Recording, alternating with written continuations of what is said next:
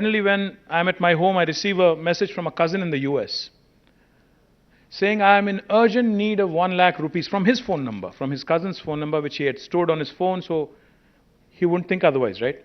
So he got a message saying I am in dire need of 1 lakh rupees.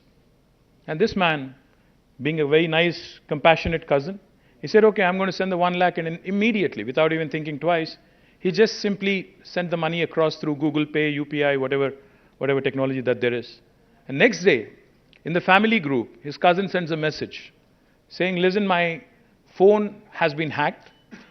So if any of you got any messages, please ignore. But damage is already done. And out of shame and out of guilt, out of whatever, out of fear of being ridiculed, my friend did not share this with anybody but us. Of course, we ridiculed him later, that's a different story. The point is, this whole sense of shame, ridicule, and also integrity in terms of, see, if you are a enterprise, if you are an industry, if you are an enterprise, obviously, if the word goes out that your systems are compromised, you're worried about the integrity of the data, the integrity of your processes, etc. So therefore, it becomes extremely important.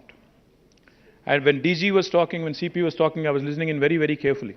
And of course, when Mohan Reddy Garu was mentioning that awareness needs to be promoted. How many of you here in this room know that there is a common toll-free number to report cybercrime?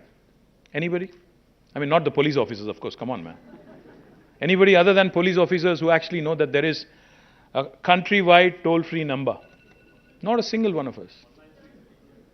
Thank you, man. I think you're also a policeman without the uniform. Thank you. 1930. That's the toll-free number. Unfortunately, even I was not aware till I walked in here. 1930. In case there is a cybercrime, how effectively we use 100. I think 1930 needs to be populated. As Mohan Reddy Garu was saying, awareness, unfortunately, is lacking.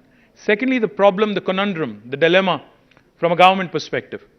If we see increased reporting, if we see increased filing of FIRs, there is that lurking fear that the media will say the crime has increased in the city of Hyderabad, in the state of Telangana.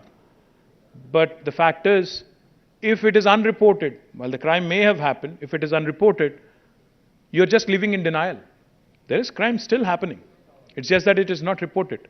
So the dilemma from a government perspective, from a lawmaker perspective is, do we then glorify the numbers? Do we then say that more reporting is happening? Is it a good thing, bad thing, etc.?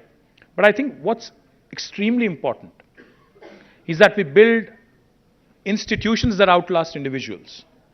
See, all of us who are seated on this podium here, or those who are seated right in front of us, I think we are all ephemeral, we are all temporary.